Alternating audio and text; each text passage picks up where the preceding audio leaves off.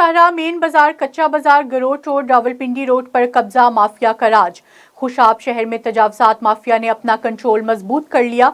तमाम दुकानों के आगे फुटपाथों पर कब्जा माफिया ने कब्जा कर लिया। शहरियों को बाजारों में चलने में मुश्किलात का सामना। तजावजात माफिया ने सिर्फ फुटपाथों पर ही कब्जा नहीं किया बल्कि सड़कों पर भी कब्जा कर लिया। तमाम धरे रेड़ी वाले फुटपाथों पर खोखे बनाए हुए हैं। सड़कों के साथ नाजायज दुकानें तामीर की हुई हैं। रोजाना की बुनियाद पर, माहाना की बुनियाद पर भट्टा देते हैं। शहरियों ने आला हुकाम से मुतालबा किया कि गैर कानूनी तजावजात के खिलाफ नोटिस लेकर जिम्मेदारान के खिलाफ कार्रवाई अमल में लाई जाए।